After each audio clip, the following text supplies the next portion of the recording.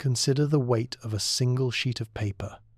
In your hands, it weighs perhaps 5 grams, nothing at all. But on the morning of August 17th, 1944, one particular document carried the weight of 140,000 lives. A Japanese staff officer's hand trembled as he transcribed characters that would ripple across 3,000 miles of Pacific territory, reaching into every prison camp where Allied soldiers clung to survival on 600 calories a day. This was no ordinary military directive. This was an order to kill them all before the enemy could arrive. Before we jump back in, tell us where you're tuning in from, and if these history tales fascinate you, make sure you're subscribed, because tomorrow I've saved something extra special for you. The order originated in a wood-paneled conference room in Tokyo, where the Supreme War Council faced an unthinkable reality. American forces were advancing faster than anyone had predicted. Island after island fell. Each victory brought enemy ships closer to the home islands, closer to the camps where prisoners represented both a logistical burden and a source of profound shame. In Japanese military culture, surrender was dishonor worse than death. These prisoners' men, who had chosen captivity over fighting to the last bullet, were already dead in the eyes of their captors. Now they had become a liability.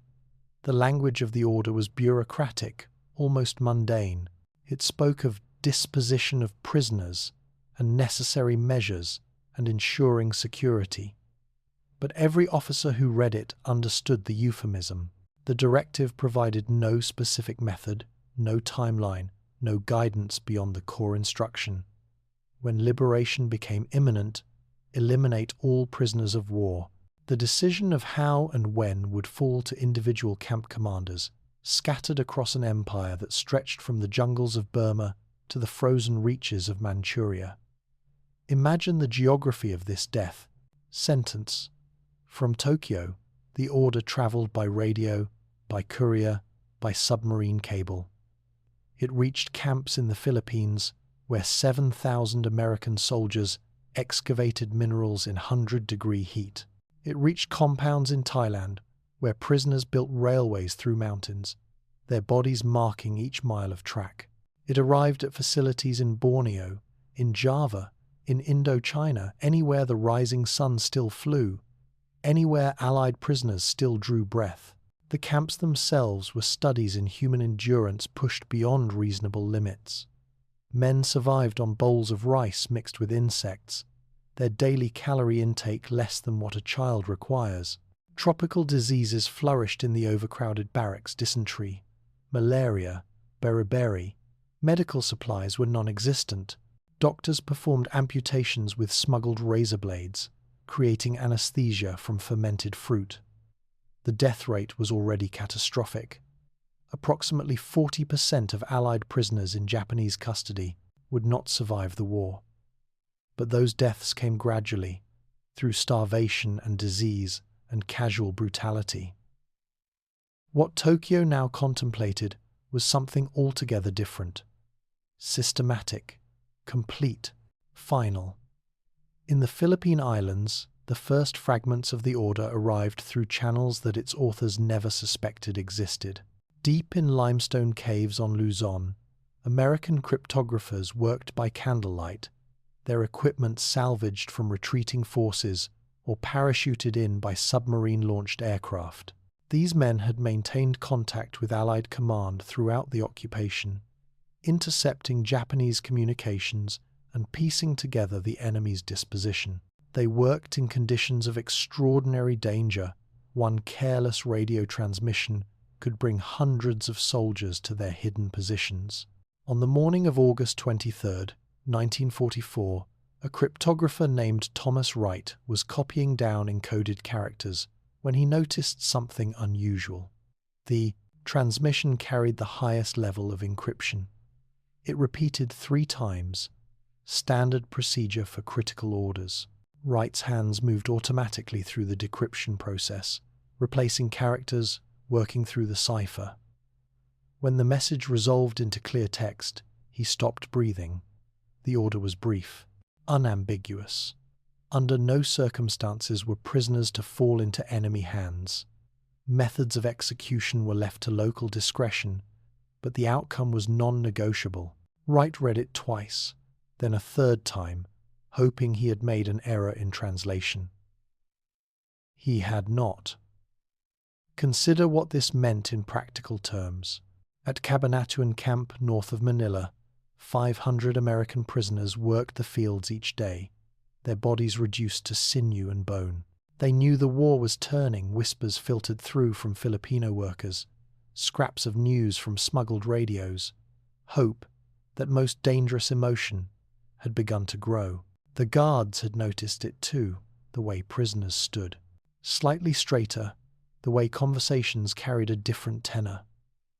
What those prisoners could not know was that their guards had just received orders that transformed hope into a countdown. At Santo Tomas in Manila, 2,000 civilian internees maintained a semblance of normal life behind barbed wire. They organized schools for children, held religious services, created a community infrastructure that defied their circumstances. Many had lived in the Philippines for decades before the war, businessmen, missionaries, teachers. They believed their civilian status offered some protection. The new order made no such distinction. When liberation approached, they would die alongside the soldiers. But here is where the story grows remarkable. Because while Tokyo issued death sentences, another network was awakening. For 3 years, prisoners had built survival systems. They operated under the guards' noses, invisible threads connecting one man to another, one camp to another, even impossibly to the world beyond the wire. Radios were constructed from stolen wire and battery components smuggled in by sympathetic Filipinos. These devices were hidden inside bamboo poles, buried in latrines, concealed in hollow spaces beneath barracks. Every few days, an operator would assemble the components, string an antenna along the roof beams, and listen for 30 seconds to Allied broadcasts before disassembling everything and hiding the parts again. Detection meant immediate execution, but the intelligence was worth the risk. Communication between prisoners took forms that would seem absurd if they were not so effective. Laundry lines became semaphore systems. The position of a shirt, the color of a cloth, the number of items hanging all carried meaning. Men coughing during evening assembly transmitted information in the pattern of their coughs. Songs hummed while working conveyed updates through lyrical choices. Every interaction became a potential channel for intelligence. Medical networks operated with similar ingenuity. Doctors maintained secret lists of who had what disease, who needed which medication, creating a rationing system that maximized survival rates. When quinine arrived, smuggled in hollow bamboo by Filipino workers at great personal risk, doctors distributed it according to mathematical calculations. Who was most likely to survive treatment? Who could most benefit the community if saved? These were impossible choices made by men who had sworn to heal, now forced to play God in slow motion. The Filipinos themselves formed the critical connection between the imprisoned and the free. Thousands of Filipinos worked in the camps as laborers, kitchen staff, maintenance workers. They saw everything, they heard everything, and they remembered everything. At night, they returned to their villages and reported to local guerrilla commanders. What they witnessed during the day became intelligence by nightfall. These guerrilla networks had evolved into sophisticated military organizations. They controlled vast swathes of rural Philippines, areas that appeared on Japanese maps as conquered territory but functioned as free zones after dark. They monitored every road, tracked every Japanese unit, mapped every defensive position.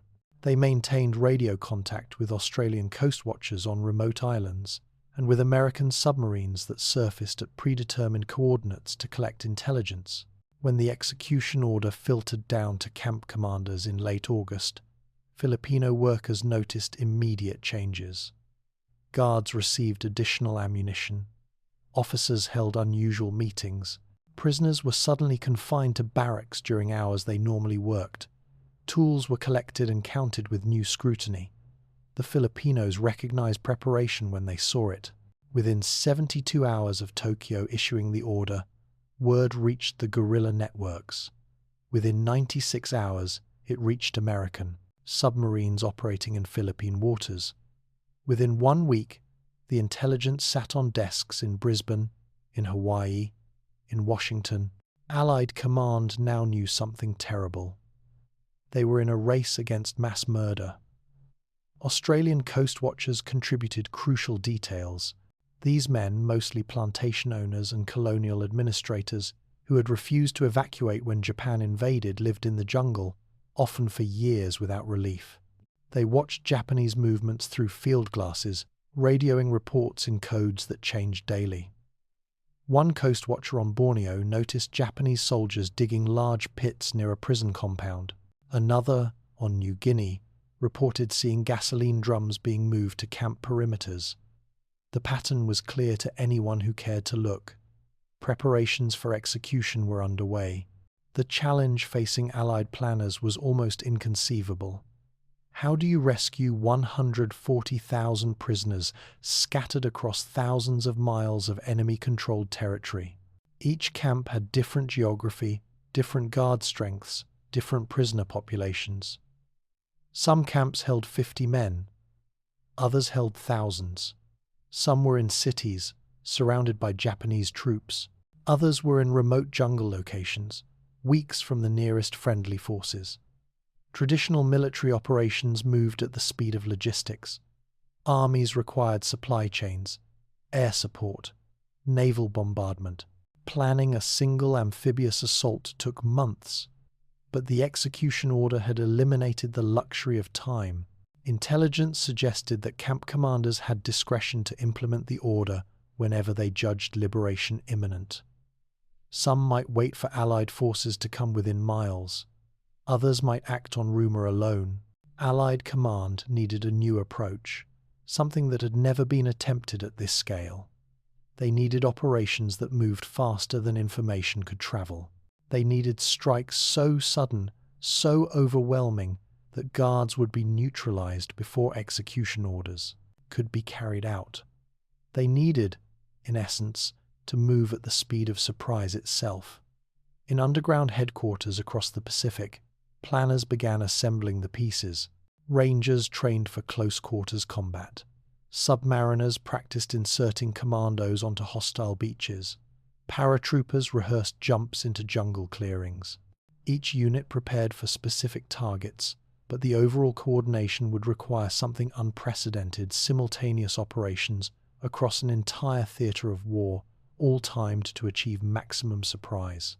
The intelligence infrastructure built by prisoners, guerrillas, and coast watchers now became the foundation for military action. Every scrap of information was valuable. How many guards at each camp? What were their routines? Where were weapons stored? What were the approaches? Where could aircraft land? Where could tanks maneuver? The questions were endless, and the answers had to be precise. Lives depended on every detail. Consider the complexity of what was being attempted. In January 1945, American forces were still fighting their way through the Philippines. The Japanese military, though weakening, remained a formidable fighting force. They held cities, controlled key infrastructure, and could rapidly reinforce threatened positions. Into this environment, Allied command planned to insert small units deep behind enemy lines, strike specific targets with overwhelming force, and extract thousands of prisoners, all while racing against execution deadlines that shifted with each Allied advance. The first test would come at Cabanatuan. 500 American prisoners remained in this camp, survivors of the Bataan Death March who had endured 3 years of captivity. Intelligence indicated their guards had begun preparations for execution. Large pits had been dug in fields beyond the wire. Gasoline drums sat near the camp entrance. Guards had been issued additional ammunition. The timeline was uncertain, but analysts believed the camp commander might act within days of American forces reaching a certain proximity. 133 Rangers and Alamo Scouts would attempt the rescue. They would have to cross 30 miles of enemy-controlled territory, approach the camp without detection, overpower the guards before any prisoner could be killed, and then escape with 500 weakened men. Failure would mean death for the Rangers and mass execution for the prisoners. Success would validate the entire rescue strategy and provide the template for operations across the Pacific. But Cabanatuan was just one camp. The full scope of the rescue effort would require 17 simultaneous operations, each adapted to local conditions, each racing its own execution deadline. Submarines would insert commandos onto Borneo beaches, paratroopers would drop into Burmese jungles, amphibious forces would assault camps on Java, tank columns would smash through gates in Manila. Every operation would depend on speed, surprise, and the 3-year foundation of intelligence that prisoners and their allies had built in secret. As 1944 became 1945, two forces converged on an inevitable collision. Japanese commanders prepared to implement their orders, Allied forces prepared to prevent it. Between them stood 140,000 prisoners, men who had survived everything the war could throw at them, now facing their gravest danger, not from enemy action but from enemy policy. They did not know salvation was being planned. They could not know that beneath their suffering, an entire infrastructure had evolved to support their rescue. They knew only that the guards watched them differently now, that something had changed in the rhythm of camp life, that hope and dread had become inseparable companions. The race had begun.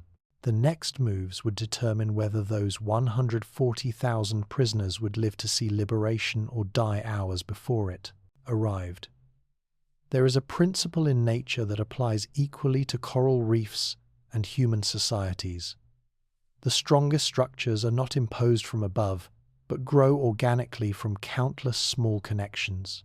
In the prison camps of the Pacific, survival networks had been growing for 3 years, invisible threads linking one prisoner to another, one camp to another, creating systems that no single architect had designed. These were not military organizations. They were something more fundamental, the human impulse to cooperate in the face of death, refined by necessity into instruments of remarkable sophistication. Now, in the autumn of 1944, these survival networks transformed into something else entirely. What had been designed to help men endure became the infrastructure for coordinated resistance. What had been built to steal food and medicine would now be used to steal lives from the executioner. Consider the radio network first, because it was the circulatory system that kept information flowing. Building a radio in a prison camp required more than technical knowledge. It required an entire support system. Components had to be smuggled in piece by piece. Filipino workers would hide a capacitor in a hollow bamboo pole, a coil of wire inside a banana, a vacuum tube wrapped in cloth and concealed in a food delivery. Each component traveled through multiple hands before reaching the camp, each person knowing that discovery meant torture and execution. The assembly itself was an act of collective genius. Prisoners who had been engineers in civilian life became the architects. Men who had worked in radio repair became the builders. But hundreds of others contributed in ways less obvious. Someone had to watch for guards while components were assembled. Someone had to create noise to cover the sounds of construction. Someone had to maintain lookout positions that could signal danger in time to hide everything. Someone had to dispose of evidence, metal shavings, wire scraps, anything that might raise suspicion during inspections. The radios themselves were marvels of improvisation. Antennas were strung along roof beams, disguised as structural elements or hidden in the thatch. Power came from stolen batteries, from hand-cranked generators concealed in false-bottomed buckets. even from primitive cells constructed from sulfuric acid, drained from truck batteries and metal plates scavenged from tin cans.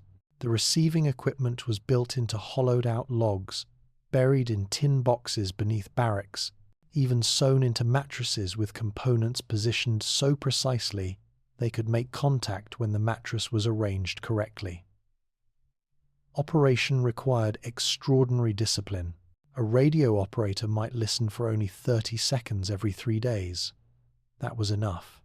In 30 seconds, you could hear that MacArthur had returned to the Philippines. You could learn that Allied forces had taken Guam. You could discover that the war was turning, that liberation might be months away rather than years. That information, carefully distributed, could sustain hope in 500 men for weeks. But receiving information was only half the equation. The resistance networks also transmitted.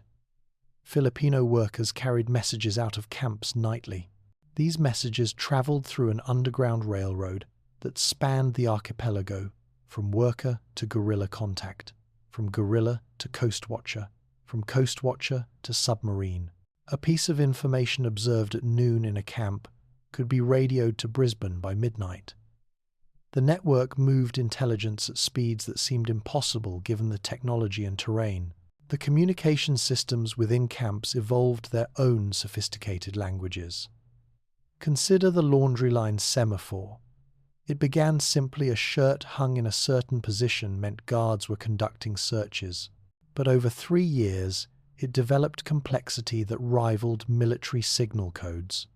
The type of garment, its color, its position, the number of items, even the way they were clipped to the line, all carried meaning. A blue shirt placed at the western end meant a guard had been bribed successfully. A pair of pants hung upside down signaled incoming Red Cross supplies. 3 towels in sequence indicated a prisoner had been taken for questioning. Men became fluent in multiple languages simultaneously.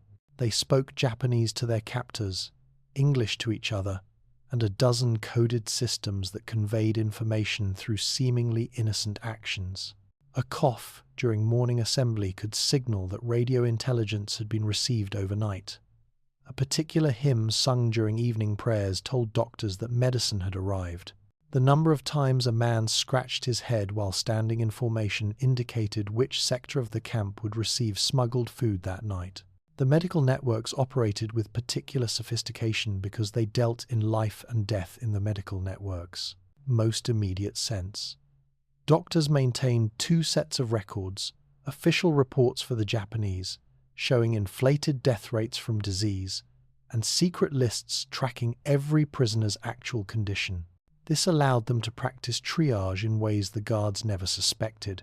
A prisoner might be officially listed as having died from dysentery when he had actually been hidden in a secret compartment beneath the hospital barracks, too sick to work and therefore vulnerable to execution. The dead man would receive extra rations funneled from the general population while he recovered. When he was strong enough, he would resurrect under a different name, and the medical records would show a new arrival from another work detail. Medicine itself moved through channels that defied logic. Quinine was worth more than gold. A single dose could mean the difference between recovery and death from malaria. Filipino workers smuggled it in amounts that seemed trivial, a few tablets hidden in a hollow bamboo pole, a small bottle concealed in a food container. But the medical network rationed these supplies with mathematical precision. Doctors calculated who had the best chance of surviving treatment, who could most benefit the community if saved, who could wait 1 more day. They were making choices that would haunt them for the rest of their lives, but their ruthless efficiency maximized survival rates. The network extended beyond medicine into every aspect of camp life. Food was the other currency of survival. The official rations, 600 calories a day, were insufficient to sustain life. Prisoners were starving in slow motion, their bodies consuming themselves to stay alive. The smuggling networks brought in additional food, but never enough for everyone. This created the cruelest mathematics of all. How do you distribute insufficient resources among the starving? The solution emerged organically. Men formed small groups, typically 5 to 10 prisoners, who pooled resources and shared everything equally. These groups became the basic units of survival. If one man received extra food, it went into the common pool. If one man grew too sick to work, the others covered for him, carrying his share of the labor until he recovered. The groups developed their own internal economies, their own rules, their own methods of enforcement. Betrayal was rare because everyone understood that individual survival depended on collective effort. These prisoner groups connected to the larger network through designated contacts. One man in each group maintained connection with the smuggling system. He would know when extra food was coming, how much, and how to collect it without attracting attention.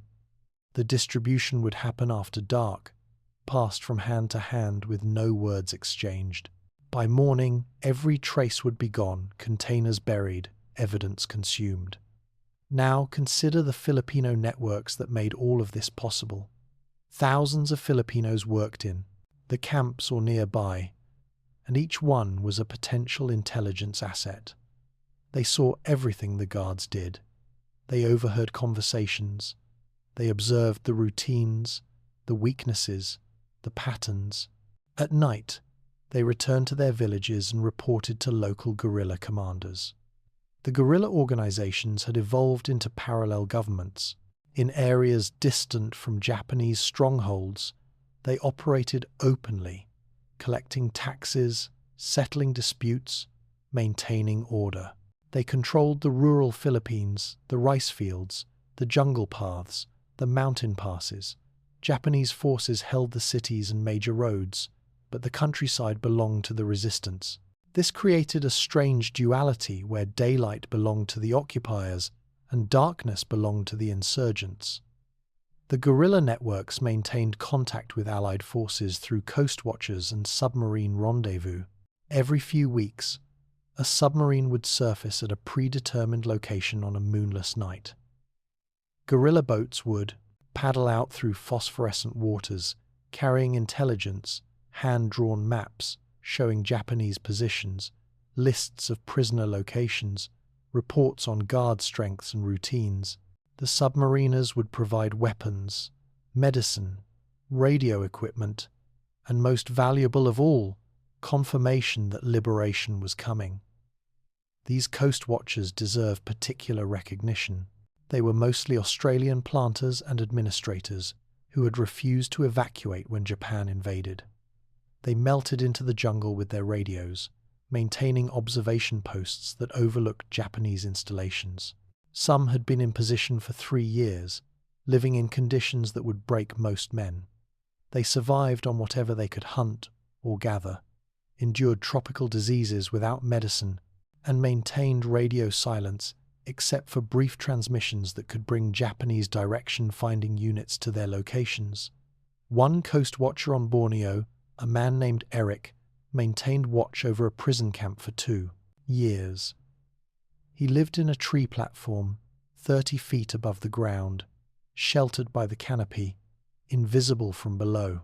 Every morning he would observe the camp through field glasses, noting guard changes, prisoner movements, anything unusual.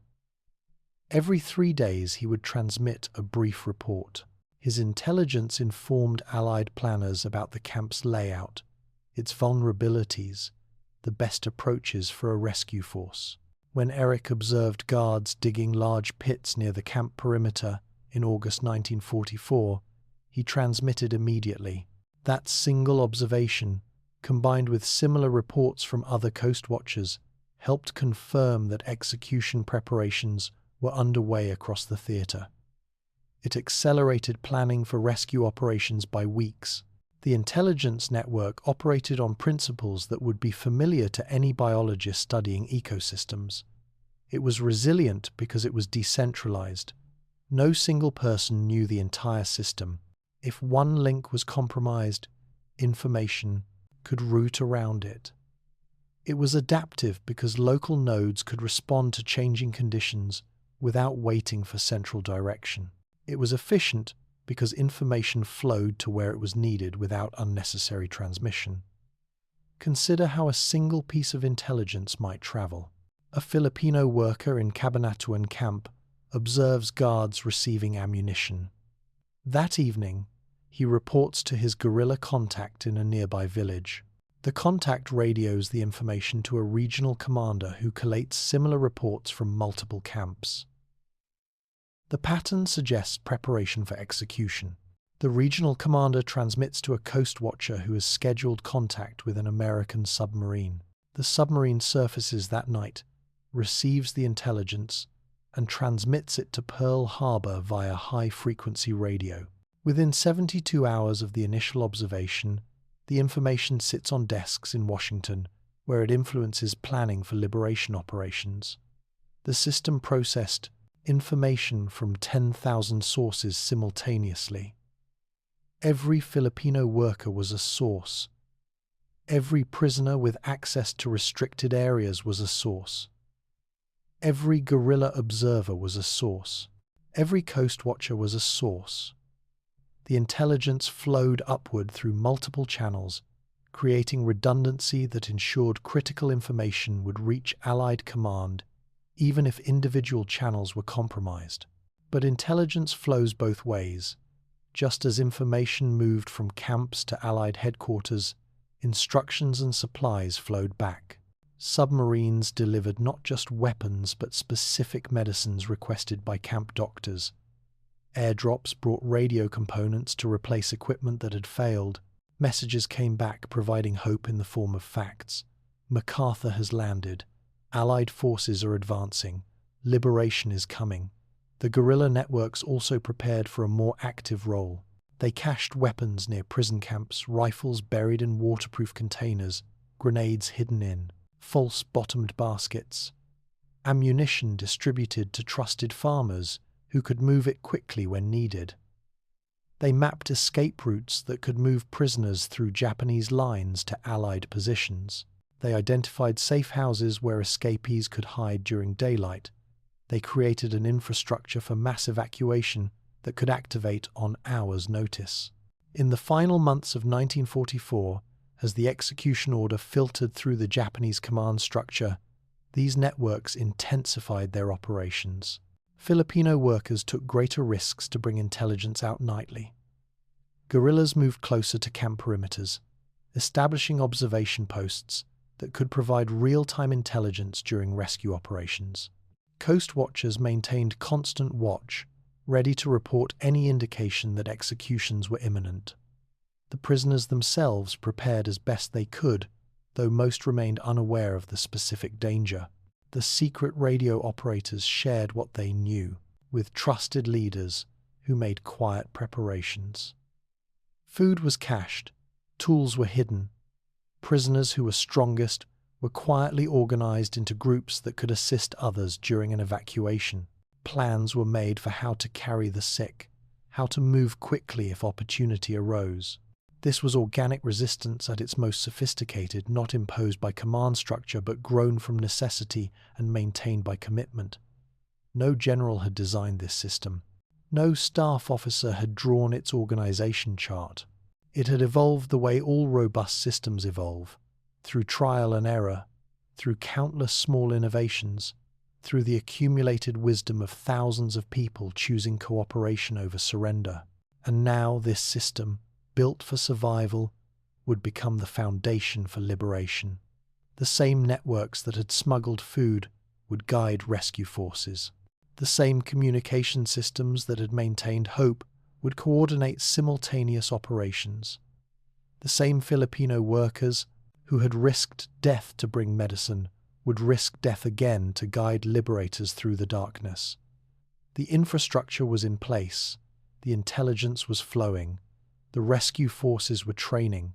All that remained was the coordination of these elements into operations that would move faster than death itself, raids that would hit with such surprise and overwhelming force that guards would be neutralized before execution orders could be implemented.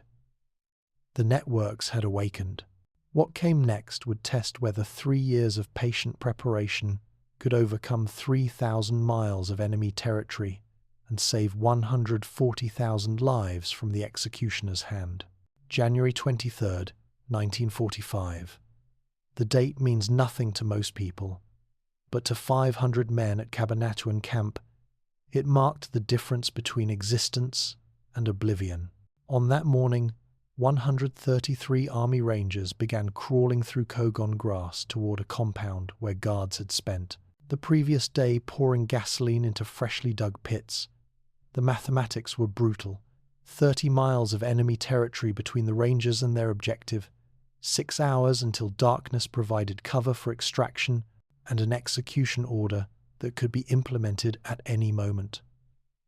This was the physics of surprise made manifest strike so fast that information cannot travel faster than liberation.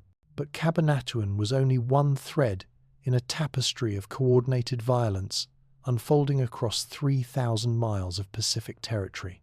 On this same day, 17 separate rescue operations were in motion, each racing against different execution deadlines, each adapted to unique terrain and circumstances, each depending on the 3-year foundation of intelligence that prisoners and their allies had built in darkness. Consider the challenge facing Allied planners. Traditional military operations moved at the speed of logistics, weeks to position forces, days to achieve surprise, hours to exploit success. But the execution order had eliminated the luxury of methodical advance. Intelligence suggested that camp commanders would implement their orders when they judged liberation imminent, which might mean when Allied forces came within miles or when they heard rumors of approach. The window between rescue and massacre could be measured in hours, perhaps minutes. The solution required inverting the normal sequence of military operations. Instead of securing territory and then liberating camps as a byproduct of advance, rescue forces would strike deep behind enemy lines, while frontline units were still fighting for coastal positions. Instead of overwhelming force, they would rely on speed and surprise. Instead of conventional formations, they would use small units trained for a single mission reach the camp before guards could kill prisoners. At Cabanatuan, the Rangers had been training for 3 weeks. They practiced approaching through tall grass without disturbing its pattern. They memorized the camp layout from aerial photographs and guerrilla reports. They rehearsed the assault on a mock compound until every man knew his role without thinking. The plan was elegant in its simplicity. Strike at sunset when guards would be looking into the dying sun. Kill or capture every guard in the first 30 seconds. Secure the prisoners and evacuate on foot through guerrilla-controlled territory before Japanese reinforcements could respond. But between the Rangers and their objective lay complexities that no training exercise could replicate. The approach would take them through areas where Japanese patrols moved unpredictably. The camp itself sat near a major road where convoys traveled regularly. Success required not just military skill but extraordinary luck, that no patrol would stumble across them during the crawl, that no convoy would pass the camp during the assault, that guards would be exactly where intelligence reported them. On the morning of January 23rd, the Rangers began their approach. They moved in small groups, dispersing across the landscape to avoid presenting a concentrated target. Filipino guerrillas guided them through terrain they knew intimately. Rice paddies that could be crossed without leaving tracks, tree lines that provided concealment, villages where friendly farmers would hide them if Japanese patrols approached.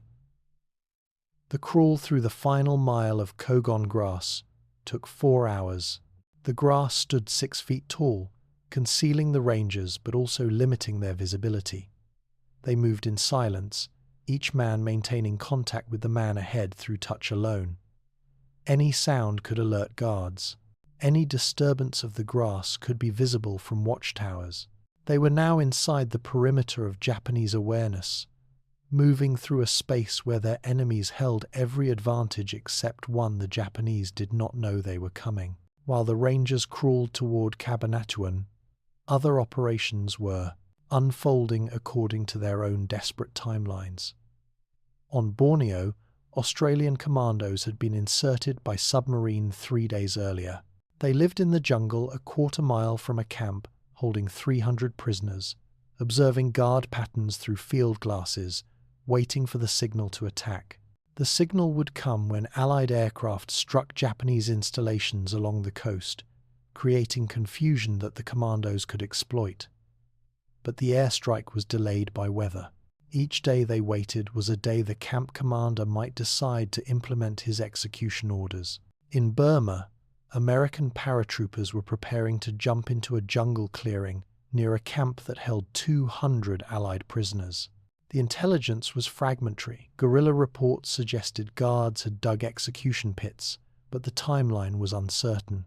The paratroopers would drop in daylight, an extraordinarily dangerous operation that eliminated surprise in favor of speed.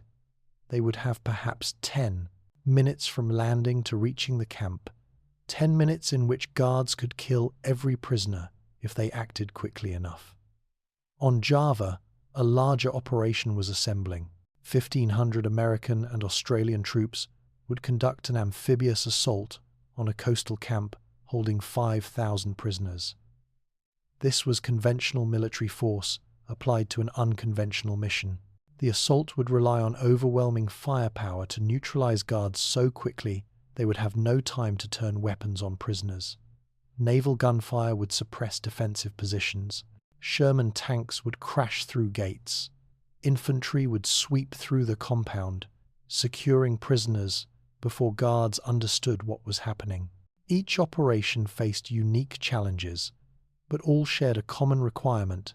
They had to move faster than fear itself, because the moment guards realized they were under attack, their instinct might be to implement the execution order rather than defend their positions. Success required not just reaching the camps, but reaching them with such overwhelming force that resistance became impossible in the first seconds of contact. Back at Cabanatuan, sunset was approaching. The Rangers had reached their assault positions, arrayed in a crescent around the camp.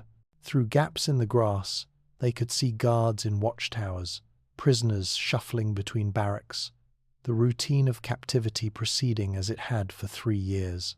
What the prisoners could not see were the pits beyond the wire, dark holes that guards had covered with grass mats after pouring gasoline into their depths. The assault plan called for simultaneous strikes on multiple points.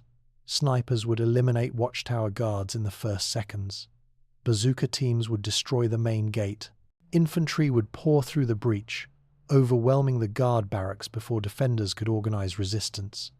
The entire assault was timed to last less than 1 minute from first shot to complete control.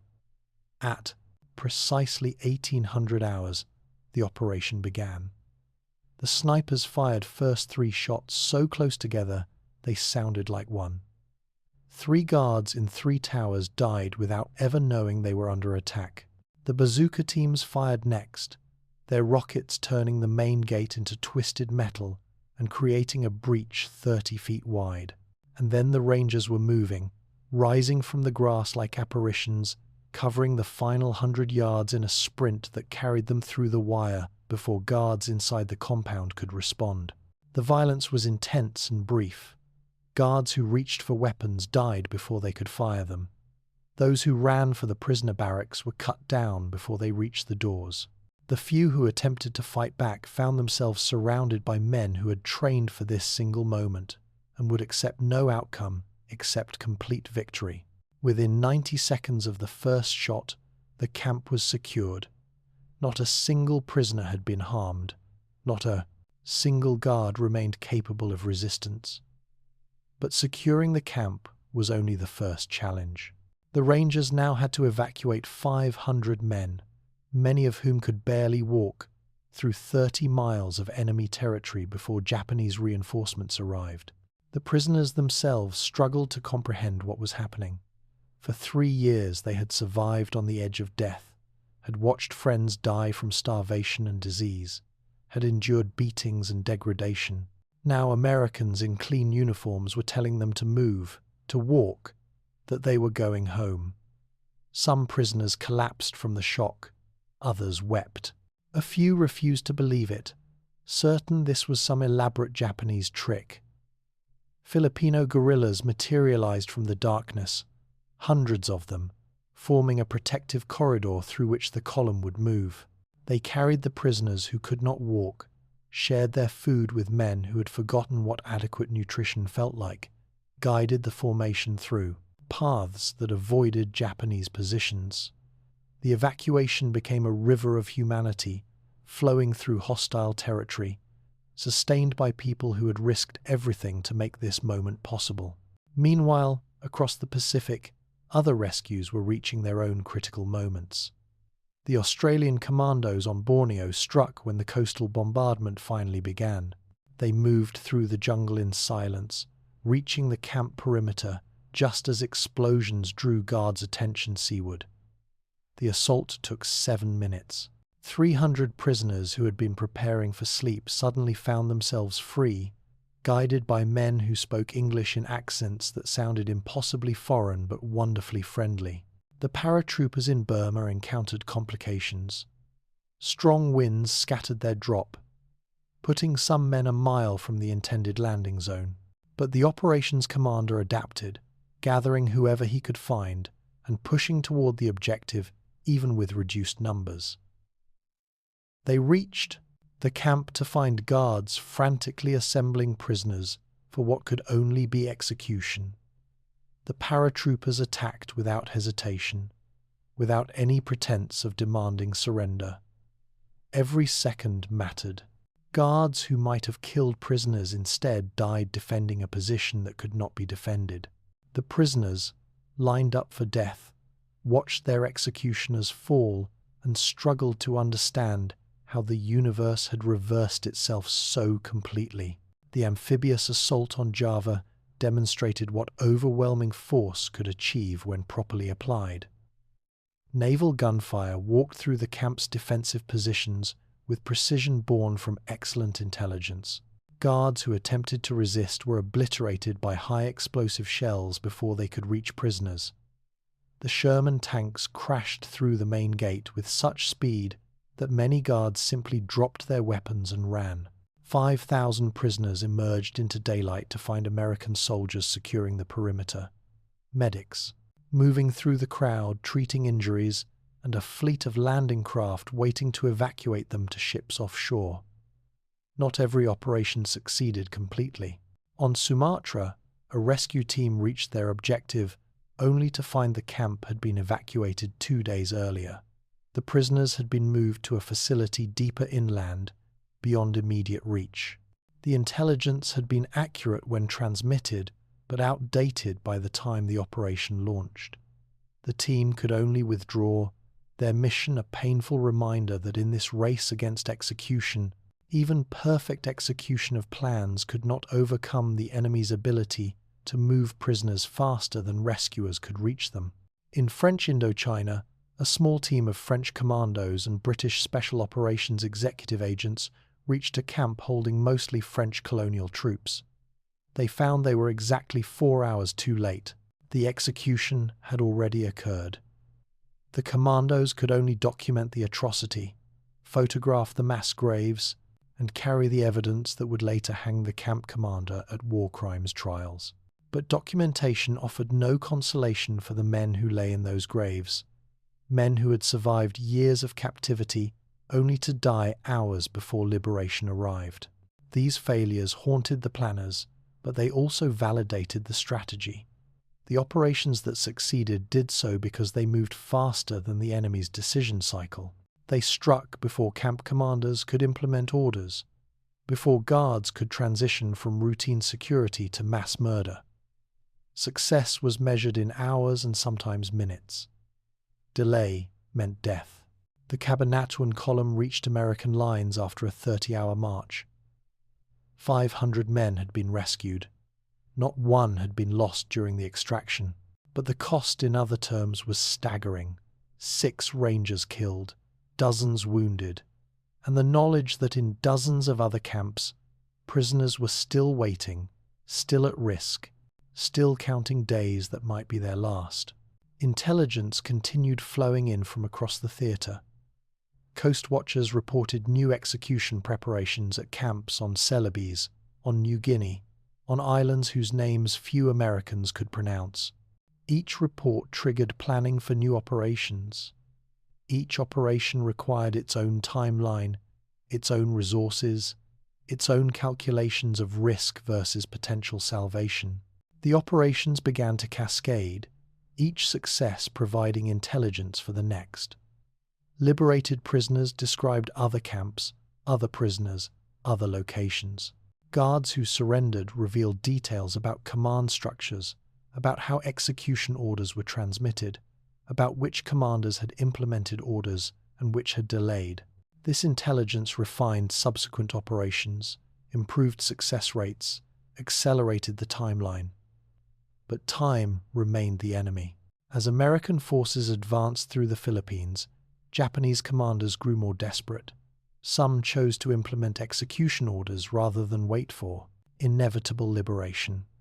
Other commanders delayed, hoping higher authority would countermand the orders, hoping the war would end before they faced the impossible choice between following orders and preserving lives. In this chaos, the rescue operations continued. Small teams penetrated enemy territory nightly. Submarines inserted commandos onto hostile beaches. Aircraft dropped supplies to guerrilla forces who could support rescue operations. The intelligence network that had taken 3 years to build now operated at maximum intensity, processing information from thousands of sources, identifying opportunities, calculating risks, racing to reach prisoners before their guards reached for weapons with deadly intent. The scope was unprecedented. Never before had military forces attempted coordinated rescue operations across such vast distances while still engaged in active combat. Never before had the preservation of prisoner lives been given such strategic priority. The operations represented a fundamental assertion that even in total war, some actions were inexcusable, that prisoners of war had rights that transcended the logic of combat, that civilization placed limits on acceptable violence. As January became February, the pace of operations intensified. The closer Allied forces came to Japan itself, the more urgent the rescue missions became. Prisoners held on the home islands faced the greatest danger. Japanese commanders there might implement execution orders the moment invasion appeared imminent. Planning began for operations that would dwarf anything attempted so far. Operations that would require penetrating the most heavily defended territory in the Pacific to reach camps holding tens of thousands of prisoners. But those operations lay ahead. In late January 1945, the focus was on the Philippines, on Borneo, on the scattered islands where prisoners clung to survival, while rescue forces raced death itself to reach them. The networks had awakened. The executioners were preparing. And in the space between these forces, human lives hung in balance, their fate dependent on whether liberation could move faster than the orders to kill them all. There is a moment in every transformation when accumulating change reaches critical mass and becomes unstoppable. Water heated to 99 degrees Celsius is still water. At 100 degrees, it becomes something else entirely, a phase transition driven by the addition of just one more degree of energy. The liberation of Pacific prisoners followed similar mathematics. Each successful rescue provided intelligence for the next. Each freed camp released men who could join the liberation force. Each victory degraded Japanese will to implement execution orders. What began as desperate raids racing against time became an accelerating wave that swept across the theatre, transforming captivity into freedom faster than the enemy could respond. February 3rd, 1945. Sherman tanks approached the gates of Santo Tomas internment camp in Manila. Inside those gates, 2,000 civilian prisoners had watched artillery flashes grow closer for days, had heard the rumble of approaching armor, had allowed themselves the dangerous luxury of hope. They did not know that their guards had received explicit orders regarding what to do if liberation became imminent. They did not know that in barracks near the main gate, Japanese officers debated whether to implement those orders or to surrender. They knew only that salvation sounded like tank treads on pavement, growing louder with each passing second. The lead Sherman approached the gate at 20 miles per hour, its commander having made a calculation that surprise mattered more than caution. The tank did not slow. The gate, constructed to keep prisoners in, offered no resistance to 60 tons of American steel moving with purpose. Metal screamed, concrete shattered, and suddenly the barrier that had defined the prisoners' world for 3 years simply ceased to exist, replaced by a gap through which liberation poured in the form of infantry following the armor. What happened next would be replayed in camp after camp across the Pacific, the stunned moment when prisoners struggled to comprehend that their ordeal had ended, followed by emotional reactions that ranged from tears to laughter to collapse. Some prisoners ran toward their liberators. Others stood motionless, unable to process the sudden reversal of their reality. A few simply sat down where they were, the strength that had sustained them through years of captivity suddenly unnecessary, their bodies surrendering to exhaustion the moment survival was assured. The guards at Santo Tomas had not implemented their execution orders. The speed of the American advance had paralyzed their decision-making. By the time officers agreed that liberation was imminent, it was already occurring. They had missed their window, and that miss saved 2,000 lives. But the prisoners would not learn until later how close they had come to dying in the hours before the tanks arrived, how the debate in the guard barracks had been resolved only by the sound of approaching armor making the question academic. The Santo Tomas liberation demonstrated a principle that would be exploited repeatedly in the coming weeks. Overwhelming force applied with sufficient speed could achieve results that careful planning alone could not. The Japanese military culture emphasized discipline and obedience to orders, but it also created paralysis when circumstances changed faster than commanders could adapt. A guard force prepared to implement execution orders over hours or days found itself unable to react when liberation arrived in minutes. Across Manila, similar scenes unfolded at Bilibid prison. Here the approach was different. Infantry moved through city streets, clearing Japanese resistance building by building, racing to reach the prison before its commander could act. The fighting was intense, urban combat at its most brutal, but the assault force maintained momentum because every minute of delay was a minute the prison commander might use to order executions. The infantry reached Bilibid to find prisoners organized into defensive positions. The secret radios had warned them that liberation was close, and the prisoners had quietly prepared. They had improvised weapons from tools and scrap metal. They had identified defensive positions. They had made plans to resist if guards attempted mass execution. When American soldiers crashed through the gates, they found prisoners ready to fight for their own liberation if necessary. The guards, caught between the advancing Americans and prisoners who would no longer submit passively to slaughter, simply surrendered. The liberation wave now demonstrated exponential acceleration. Each freed camp provided hundreds or thousands of men who, after initial medical, treatment and feeding, could provide intelligence about other camps. Some had been transferred between facilities and could describe locations Allied command had not known existed.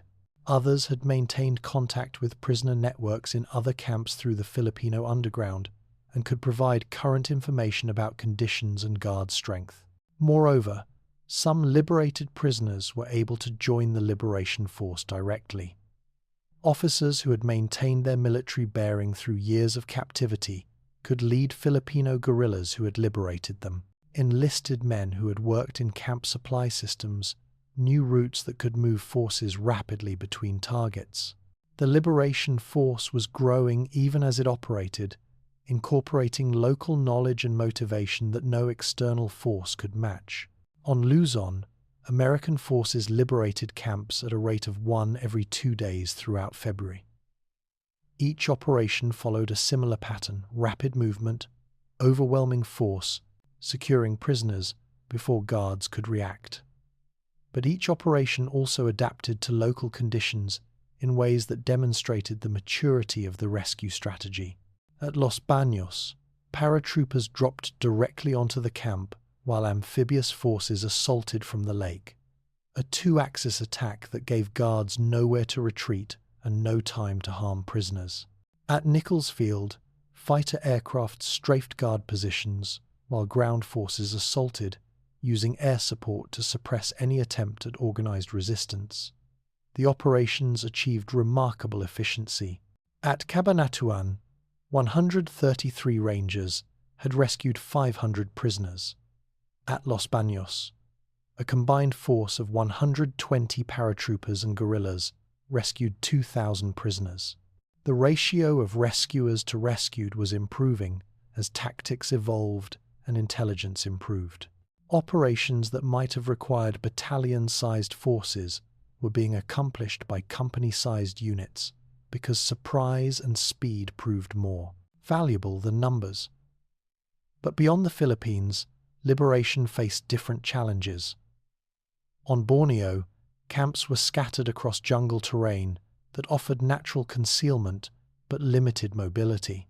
Australian forces adapted by using small commando teams supported by local tribesmen who knew the terrain intimately. These operations took longer days or weeks instead of hours, but achieved similar results.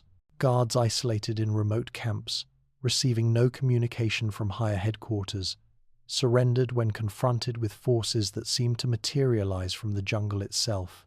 In Thailand, the liberation of camps along the Burma Railway presented unique challenges. These facilities had been established specifically to work prisoners to death building infrastructure. The guards had 3 years of practice brutalizing prisoners and might implement execution orders with enthusiasm.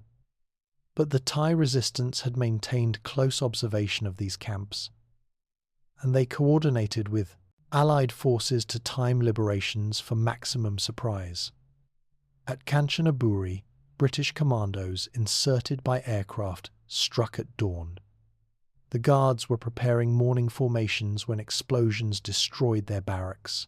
By the time survivors reached weapons, the camp was already secured. 600 prisoners, many of whom had not seen friendly forces since the fall of Singapore in 1942, found themselves free before they fully understood they were being rescued. The pattern repeated across Southeast Asia. In French Indochina, Vietnamese resistance fighters guided French commandos to camps holding colonial troops.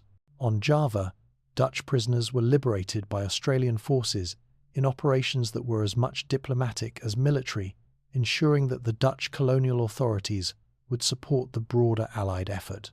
On Sumatra, American submarines inserted teams that moved inland through supposedly impenetrable swamps to reach camps that Japanese commanders believed were unreachable. Each liberation added to the intelligence pool and refined the tactics. Operations that had taken weeks to plan could now be organized in days. Units that had needed extensive rehearsal could now execute rescues based on briefings and aerial photographs. The learning curve was accelerating, driven by necessity and the accumulating wisdom of dozens of successful operations. But perhaps most remarkably, the liberations themselves became a form of psychological warfare. Japanese commanders monitoring radio traffic heard reports of camp after camp falling to rescue forces. They learned that camps they had believed secure, protected by distance or terrain, were being penetrated by forces that moved faster and struck harder than defensive doctrine suggested was possible. Some commanders, faced with the certainty that liberation would reach their camps eventually, chose to surrender rather than implement execution orders they now knew would only delay the inevitable and guarantee their own execution at war crimes trials. This psychological effect rippled through the Japanese command structure. Officers who might have implemented orders to kill prisoners began to calculate whether following orders was worth the personal consequences. War crimes trials had already begun for commanders captured in the Philippines. Evidence of mass murder was being collected meticulously. The Allies were making clear that executing prisoners would be punished severely, individually, and without mercy.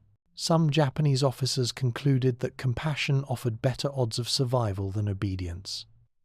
The liberation wave also revealed the extent of the infrastructure that Filipino civilians had built to support rescue operations. In village after village, American troops found hidden caches of supplies that locals had accumulated for months: medicine, food, blankets, even clothing in American sizes. Filipinos had prepared safe houses where wounded could be treated, evacuation routes that had been scouted and cleared, communication networks that could coordinate civilian support across entire provinces. This civilian infrastructure made possible the rapid evacuation of thousands of prisoners through territory that maps showed as enemy-controlled. American forces would secure a camp, load prisoners onto trucks or trains, and begin moving them toward friendly lines through routes that Filipino guides had declared safe. And they were safe because thousands of Filipino civilians made them so, watching roads for Japanese patrols, providing warning of obstacles, offering food and shelter when convoys stopped. The logistics of liberation presented challenges that matched the tactical complications. Prisoners who had survived on 600 calories a day could not immediately consume normal rations without medical supervision. Men who had not walked more than a few hundred yards in years could not march 30 miles to safety. Bodies that had adapted to starvation through slowing metabolism needed time to readjust to adequate nutrition. Medical teams had to balance the urgency of evacuation against the reality that moving prisoners too quickly could kill men who had just been saved. The solution emerged through trial and error. Initial feeding was carefully controlled rice porridge with protein supplements, gradually increasing caloric intake over days. Evacuation was staged, with stronger prisoners moving first and weaker ones remaining at secured camps until they could tolerate transport. Field hospitals were established at liberated camps, staffed by medics who specialized in refeeding syndrome and tropical diseases. As February became March, the liberation statistics grew staggering. 35,000 prisoners freed in the Philippines alone, 15,000 more across the scattered islands of the East Indies, thousands more in Burma, Thailand, Indochina. Each number represented not just a life saved, but a family that would see a son or husband or father again, a community that would welcome home a member it had mourned as likely dead. But the numbers also revealed gaps. Intelligence suggested that 40,000 prisoners remained in Japanese custody, many of them on the home islands or in Manchuria. These prisoners faced the greatest danger as the war entered its final phase. Operations to reach them would require penetrating the most heavily defended territory in the Pacific, operating in environments where Japanese forces could respond with overwhelming numbers. Planning for these final liberations proceeded alongside continuing operations in Southeast Asia. Every piece of intelligence was valuable. Every liberated prisoner who had been transferred from home island camps could describe layouts and conditions. Every captured document was analyzed for clues about prisoner locations and guard strengths. The intelligence network that had operated for 3 years in Southeast Asia was being rebuilt in Japan itself, using local resistance groups and sympathetic civilians who opposed the militarist government. The liberation wave had momentum now, a force that seemed inexorable. What had begun with rangers crawling through grass to save 500 men had become a theatre-wide campaign that had saved tens of thousands and showed no signs of slowing. The violence of liberation, the crashed gates, the overwhelming assaults, the refusal to accept anything less than complete victory in the first minutes of contact had proven more merciful than caution. Speed had saved lives. Surprise had prevented massacres. overwhelming force had paralyzed execution orders before they could be implemented. And still the wave rolled forward, reaching toward the prisoners who remained, toward the camps that had not yet felt the crash of liberation, arriving with the force of righteousness made physical. The symphony of violent mercy was building toward its crescendo, toward operations that would test whether the lessons learned, liberating camps in the jungles, could scale to liberating camps in the heart of the empire itself. There exists in nature a phenomenon called murmuration, when thousands of starlings move as one organism, each bird responding to its neighbors, creating patterns that no individual designed yet all collectively maintain. The Filipino resistance during the final months of occupation demonstrated this same principle. 10,000 farmers, merchants, fishermen, and laborers became an invisible army, moving prisoners through enemy territory using coordination that emerged not from central command, but from shared purpose and intimate local knowledge. Between the battle lines, where maps showed contested territory, an entirely different war was being fought. This was not combat between uniformed forces, but something more fundamental: civilians choosing collective risk over individual safety, creating corridors of sanctuary through hostile landscapes, transforming their entire society into a rescue apparatus. Consider a single village on Luzon, 40 miles north of Manila. 23 families lived here, farming rice and vegetables, existing in the uncomfortable space between Japanese occupation and American liberation. In early February 1945, word reached the village that American forces had breached Japanese defenses to the south. The war was coming closer. Within days, escaped prisoners began arriving, men who had fled camps when guards grew distracted by approaching artillery, men who had been hidden by other villages and were now being passed northward toward American lines. The village headman called a meeting. The choice was stark. They could turn away the escapees, reporting them to Japanese authorities and ensuring their own safety. Or they could hide the Americans, knowing that discovery would mean collective execution. The Japanese had made their policy clear through 3 years of occupation. Villages that aided the enemy would be destroyed, every inhabitant killed as an example to others. The village voted unanimously to help, not because they expected reward or even recognition, but because it was the right thing to do. Within hours, rice storage bins had been modified to create hiding spaces. False floors were installed in barns. Families prepared to share food they could barely spare. The village transformed itself into a way station on an underground railroad that stretched across the archipelago. Over the following weeks, the village hid 47 escapees. Some stayed for days, recovering strength before continuing northward. Others remained for weeks, too sick or injured to travel. The villagers fed them from their own rations, shared medicine they had hoarded, posted watches to warn of Japanese patrols. Children learned to play normally while strangers hid in their homes, understanding that any unusual behavior might betray the village's secret. This pattern repeated across thousands of villages. The Underground Railroad had no central organization, no master plan, no commanding officer. It emerged organically from the moral choices of individual communities who decided that protecting fugitives was worth their own lives. Villages passed escapees to neighboring villages along routes that only locals knew, jungle paths that didn't appear on maps, river crossings hidden by vegetation, mountain trails that wound through terrain too rough for motorized patrols. The coordination happened through networks that predated the war. Market days became opportunities to pass messages. Church services allowed villagers from different areas to coordinate without attracting suspicion. Fishing boats carried information along coastlines, creating communication chains that connected villages separated by miles of enemy-controlled territory. The system processed information and moved people with efficiency that belied its informal structure. Filipino merchants created supply chains that moved medicine through Japanese checkpoints by hiding it in legitimate cargo. Quinine was packed in coffee sacks. Sulfur drugs were concealed in rice shipments.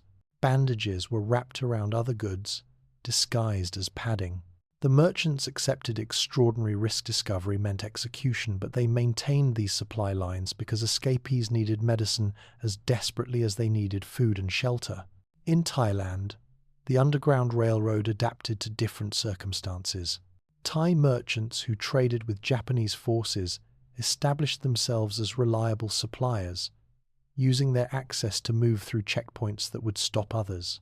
They carried information hidden in account books, medicine concealed in food deliveries, even weapons broken into components and distributed across multiple shipments. Their position between occupier and occupied made them invaluable for moving resources to resistance networks. Chinese guerrillas in Malaya operated an intelligence network that tracked every Japanese unit, every guard rotation, every patrol route across the peninsula. They knew when roads would be empty, when checkpoints would be understaffed, when guards would be distracted.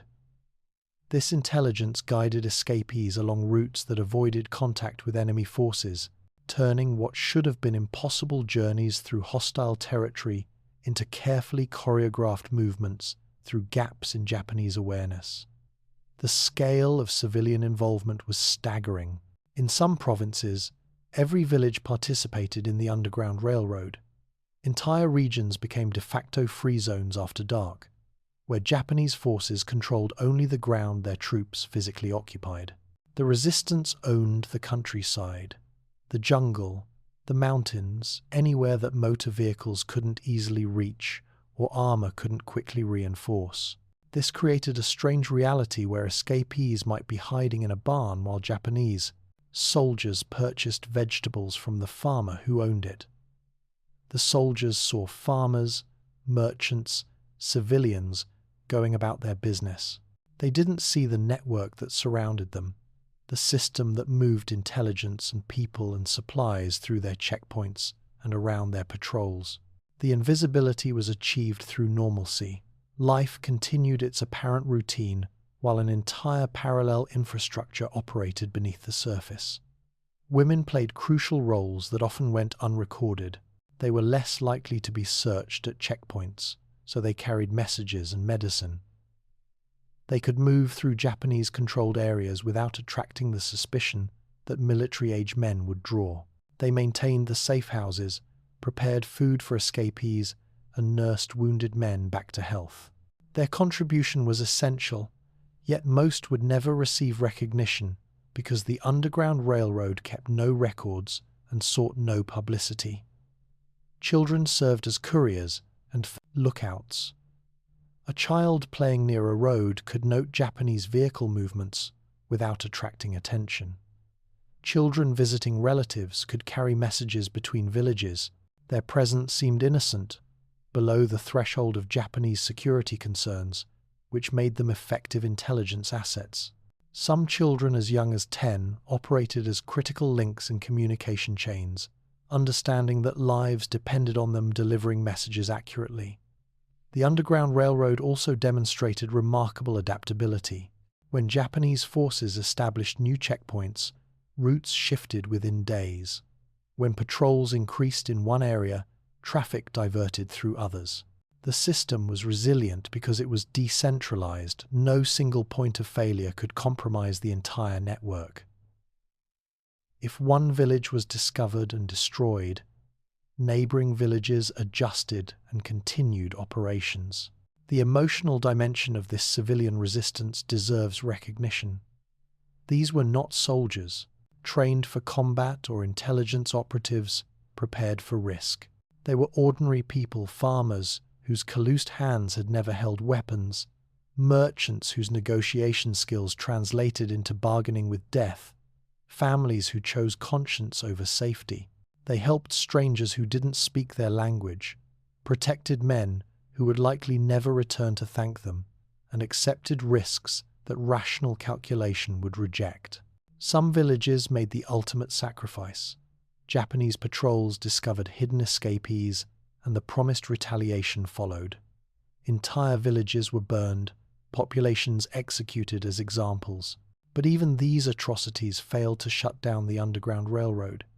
News of massacres spread through the network, but so did determination.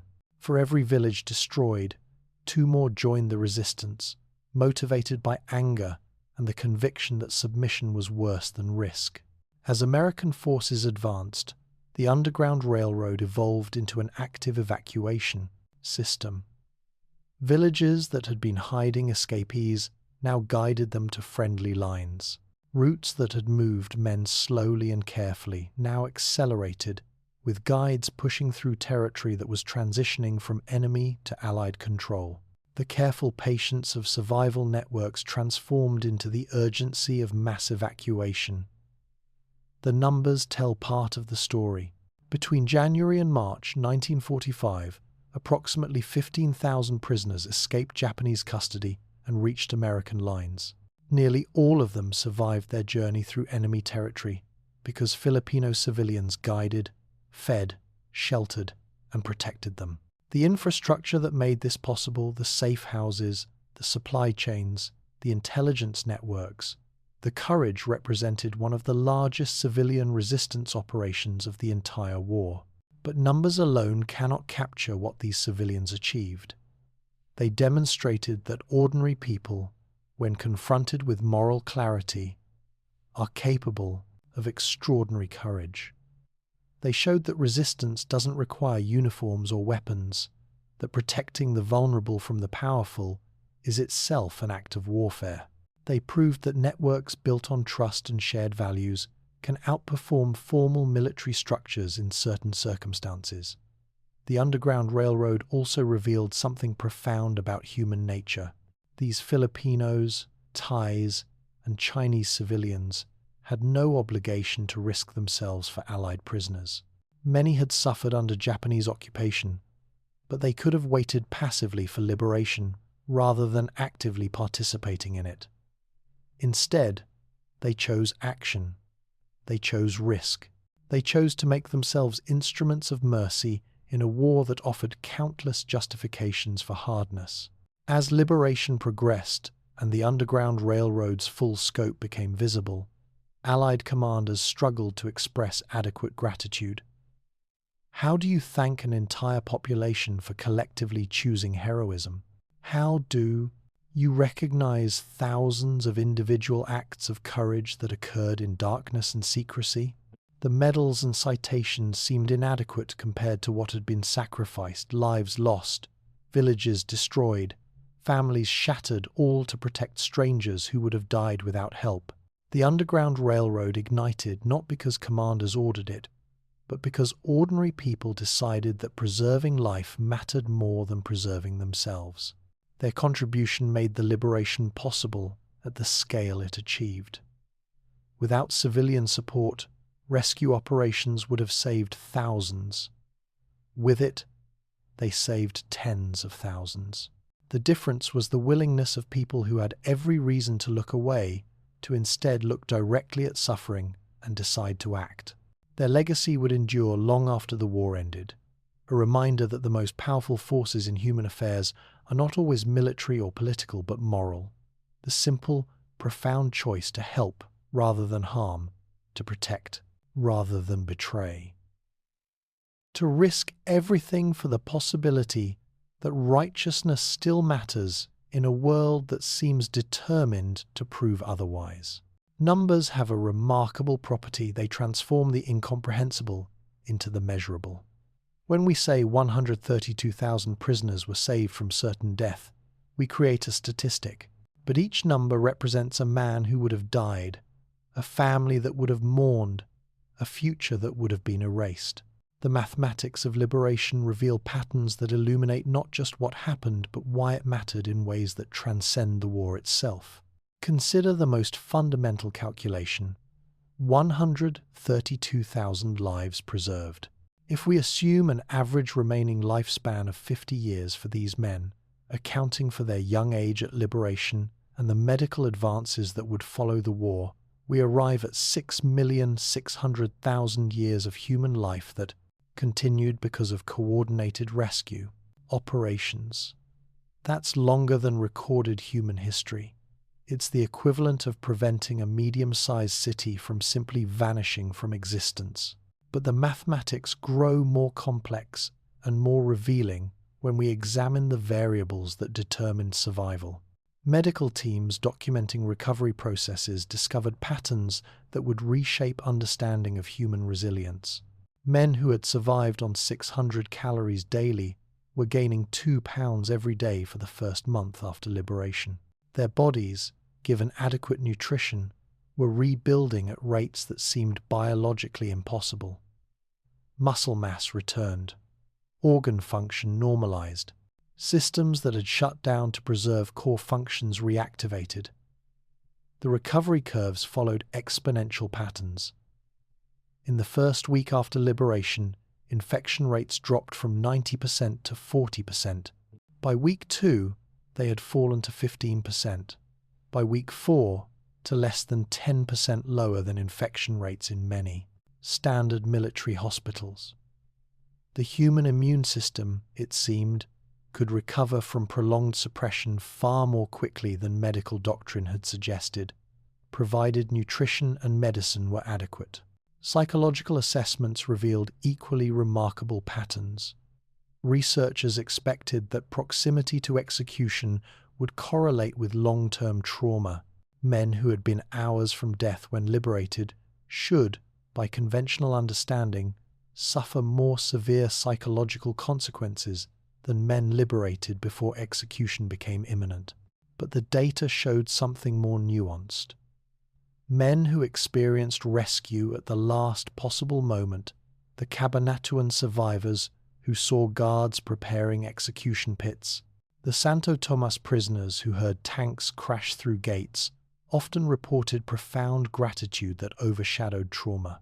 They had witnessed the absolute worst possibility transformed into salvation so suddenly that the psychological whiplash created something unexpected, an intense appreciation for existence itself that sustained them through decades of civilian life.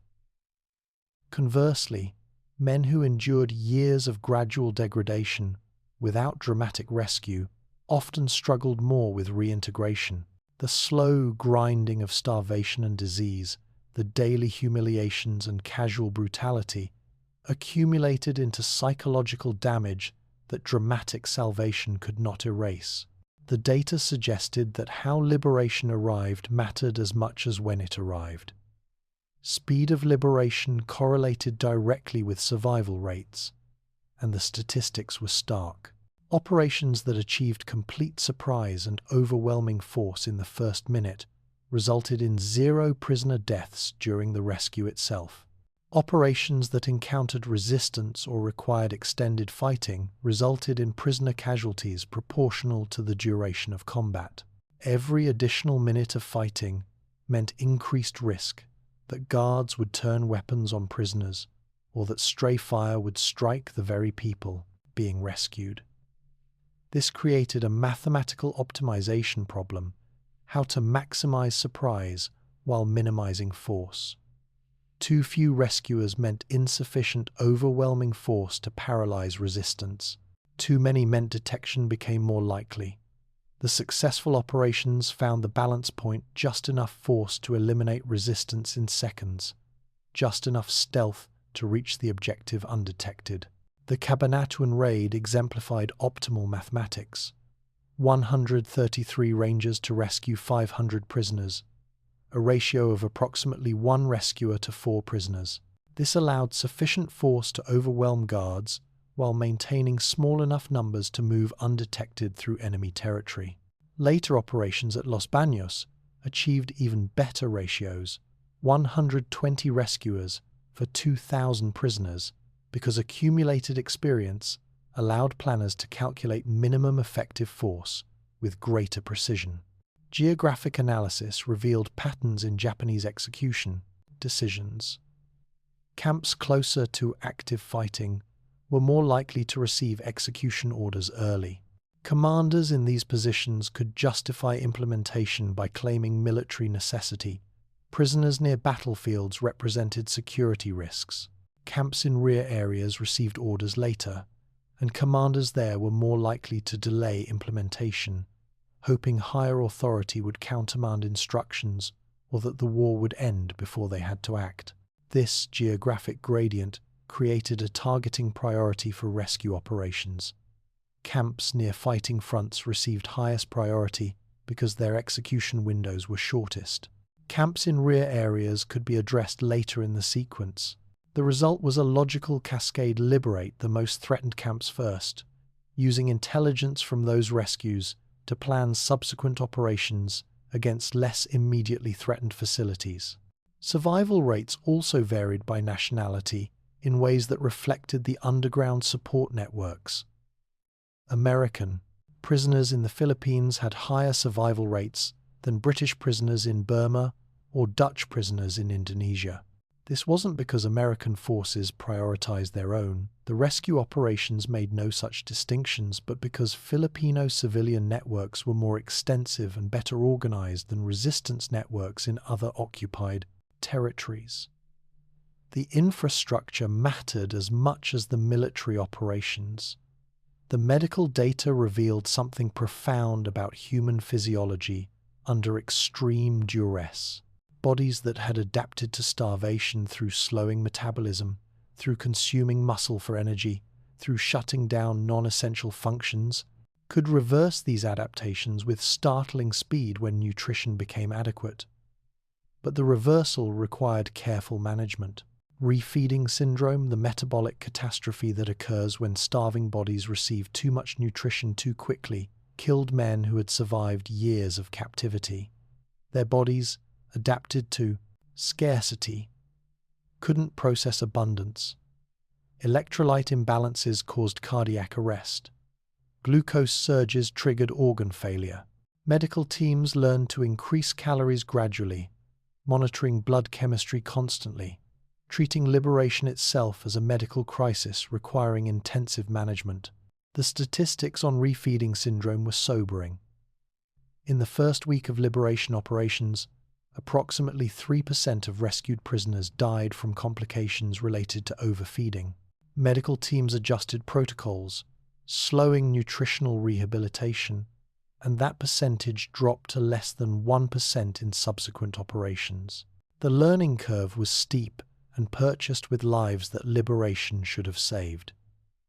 Infection control presented different challenges with equally clear statistical patterns.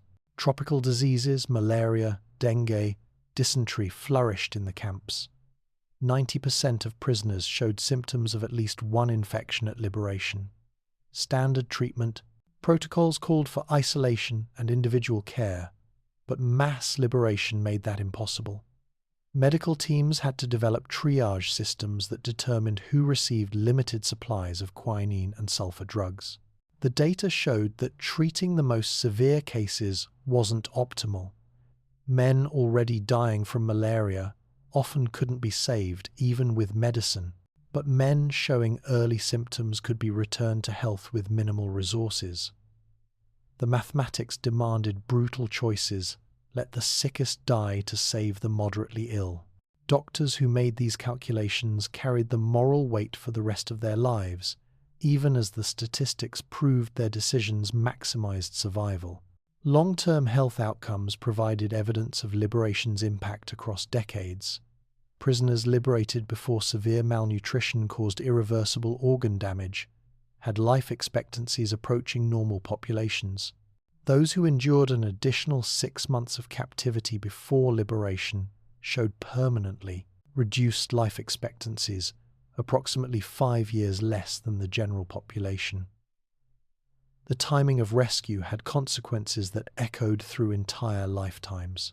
The psychological data revealed equally long-term patterns. Men who maintained hope through captivity, through secret radios, through rumors of advancing Allied forces, through the certainty that liberation would eventually arrive, showed better psychological outcomes decades later. Hope itself was a measurable variable that correlated with resilience. Men who had abandoned hope, who had accepted death as inevitable, struggled more with survivor's guilt and post-traumatic stress, even when liberated. This finding validated the underground intelligence networks. The secret radios that risked executions to receive 30 seconds of news weren't just gathering information, they were maintaining hope. The Filipino workers who whispered updates about Allied advances weren't just passing intelligence, they were providing psychological medicine as valuable as quinine. The entire support infrastructure sustained not just bodies but spirits. Economic calculations added another dimension to the mathematics. Each prisoner represented training, experience, knowledge that would otherwise have been lost. Fighter pilots who had survived years of captivity returned to civilian life and became engineers, using their technical knowledge to drive post-war reconstruction. Officers who had maintained discipline through imprisonment became business leaders and educators. The human capital preserved by rescue operations contributed to economic recovery in ways that compounded across decades. Some economists attempted to calculate the monetary value of lives saved, arriving at figures in the billions when accounting for lifetime earnings and economic contributions. But such calculations missed the point. The value wasn't economic but moral. The rescue operations asserted that human life has worth beyond calculation, that preserving existence matters regardless of economic contribution, that civilization requires protecting the vulnerable even when protection is costly and dangerous. The final statistics from the liberation operations remained incomplete because some effects couldn't be quantified. How do you measure the impact on Allied morale when soldiers learned their nations would risk everything to bring prisoners home? How do you calculate the deterrent effect on future wars when commanders know that murdering prisoners will be punished with execution? How do you assess the value of demonstrating that mercy and military effectiveness can coexist? As medical teams compiled their data and statisticians analyzed the patterns, a picture emerged of what had been achieved. 132,000 men saved from execution orders that were explicit and imminent. 7 million years of human life preserved, infection rates that dropped from 90% to 10% within weeks, recovery curves that demonstrated human resilience at scales previously unmeasured, psychological outcomes that showed the power of hope even in extremity. But perhaps the most important number was simpler than all the complex statistics. 0. 0 prisoners executed after rescue forces reached them. Despite the execution orders, despite years of brutality, despite every reason to expect the worst, not one prisoner died from systematic murder once liberation began. The speed of rescue, the surprise of assault, the overwhelming force, all of it combined to achieve what seemed impossible. They had raced death and won. The measurements would continue for decades. Researchers would follow survivors, documenting health outcomes, psychological trajectories, economic contributions.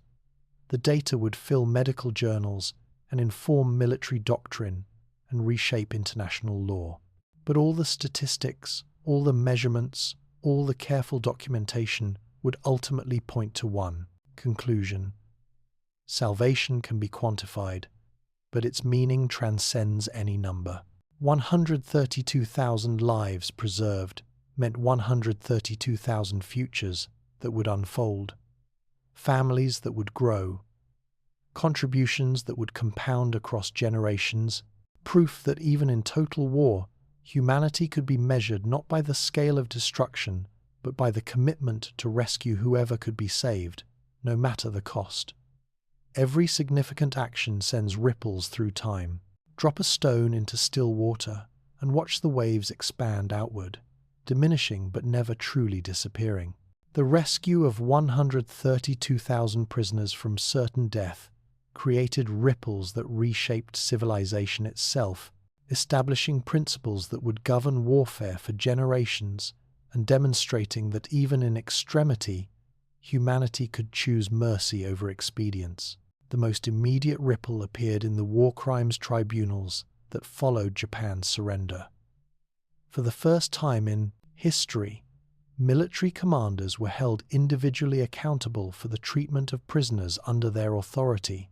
The execution orders that Tokyo issued became evidence in prosecutions that resulted in death sentences for officers who had implemented them and prison terms for those who had failed to protect prisoners from brutality. The tribunals established precedent that reverberated through international law. Superior orders were no longer an absolute defense. A commander who received instructions to commit atrocities now bore responsibility for choosing whether to obey. The Nuremberg and Tokyo trials created a body of law that would be cited in every subsequent conflict, establishing that certain actions transcend military necessity and constitute crimes against humanity itself. The Geneva Conventions, which had existed since 1864 but had been routinely violated during the Second World War, were comprehensively revised in 1949. The new provisions explicitly addressed prisoner treatment, establishing protections that went far beyond previous agreements. Execution of prisoners became unambiguously criminal. Starvation as policy became prosecutable. The failure to provide medical care became punishable. But more significant than the legal language was the enforcement mechanism. The international community agreed to universal jurisdiction for grave breaches of the conventions. Any nation could prosecute violators regardless of where crimes occurred or the nationality of perpetrators. This transformed international law from aspirational principle to enforceable standard, creating accountability that crossed borders and survived regime changes. Military doctrine evolved in parallel with legal frameworks. The rescue operations demonstrated that prisoner recovery could be a strategic priority rather than a secondary consideration. Armies began planning rescue operations as integral components of campaign strategy rather than improvised responses to unexpected opportunities. Special operations forces developed capabilities specifically designed for hostage recovery and prisoner liberation. The United States military created doctrine that prioritized bringing service members home, establishing a commitment that would shape operations from Korea through Iraq and Afghanistan. "Leave no one behind" became not just a slogan but an operational requirement that drove planning and resource allocation. The willingness to risk lives to recover prisoners, demonstrated at Cabanatuan and Los Baños, became institutional policy. Other nations adopted similar doctrines, recognizing that the social contract between military and society required governments to exhaust every option before abandoning captured personnel. The message to service members was clear: your nation will come for you. That assurance, backed by demonstrated commitment during the Pacific rescue operations, became a recruiting advantage and a force multiplier that enhanced unit cohesion and combat effectiveness. The psychological impact on survivors rippled through decades in ways both profound and subtle. Men who had been saved from execution developed worldviews shaped by the experience of salvation. Many reported that ordinary problems seemed trivial compared to facing death. Career setbacks, financial difficulties, personal conflicts, none of it approached the magnitude of lying on a prison camp floor, wondering if tomorrow would bring liberation or execution. This perspective manifested in remarkable resilience. Studies tracking survivors found they showed lower rates of depression and anxiety than general populations, despite having endured trauma that should have produced opposite effects. The experience of extreme suffering followed by dramatic rescue created psychological frameworks that promoted gratitude and diminished the impact of routine difficulties. Survivor organizations formed in the years following the war, creating networks that maintained connections between men who had shared captivity and liberation. These organizations met annually, gathering in cities across the United States and Europe to remember, to support each other, to ensure that what they had endured would not be forgotten. The meetings were remarkable for their emotional intensity, men in their 70s and 80s weeping as they embraced, still processing the mixture of horror and gratitude that defined their wartime experience. At these gatherings, survivors often sought out their rescuers, wanting to thank the rangers who had crawled through grass to save them, the tank commanders who had crashed through gates, the Filipino civilians who had hidden them. The reunions between rescued and rescuer created moments of raw emotion that reminded everyone present how close these men had come to death and how much courage it had taken to save them. 50 years after liberation, aged survivors returned to the Philippines, to the camps where they had suffered and been saved. They walked through sites that had been converted to memorials, stood at gates where tanks had crashed through, placed flowers at mass graves where men who hadn't survived were buried. The pilgrimages served both as remembrance and as closure, allowing men in their 70s to revisit trauma and liberation from the perspective of long lives that had been granted by rescue operations. Filipino communities welcomed the returning survivors with ceremonies that honored the shared experience of resistance and liberation. Villages that had hidden escapees were remembered and thanked. Families that had lost members to Japanese retaliation were honored. The recognition came late, but it came sincerely, acknowledging that liberation had been a collaborative achievement requiring military force and civilian courage in equal measure. The ripples extended into education and popular culture. The rescue operations became subject matter for military academies, studied as examples of coordination, surprise, and the integration of intelligence with tactical execution.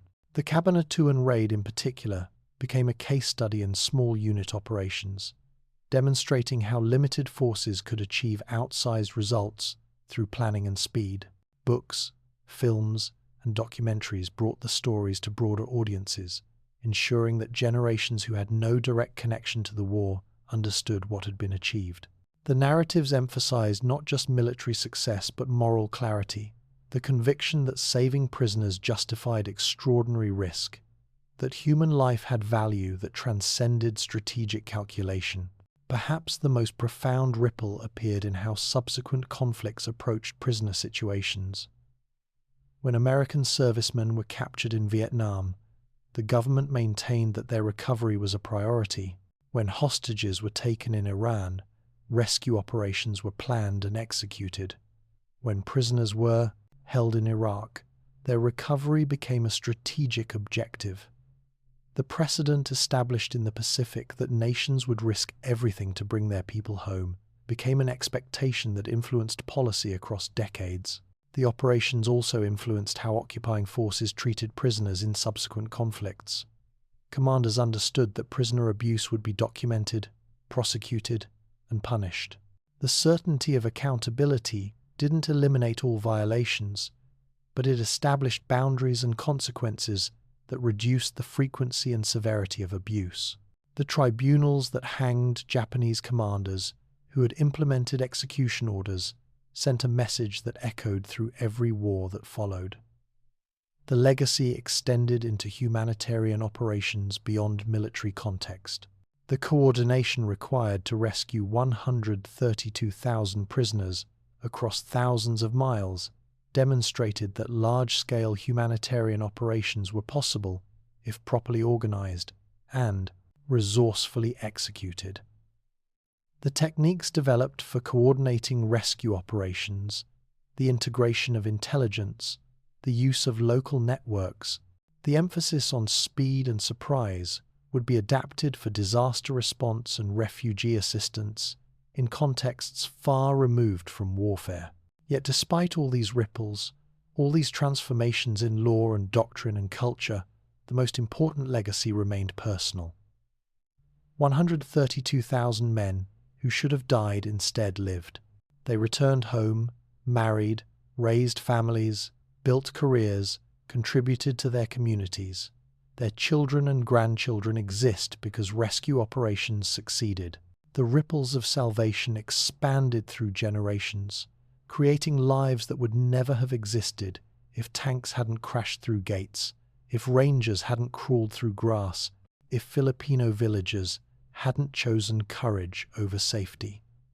In the final accounting, the rescue operations asserted a principle that transcends military, doctrine, and international law.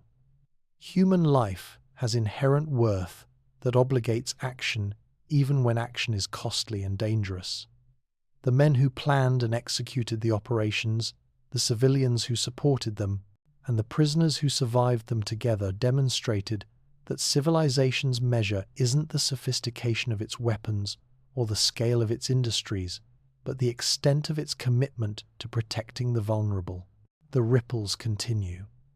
Every time a nation prioritizes prisoner recovery, every time international law holds commanders accountable for prisoner treatment, every time humanity chooses mercy over expedience, the echoes of those rescue operations resound.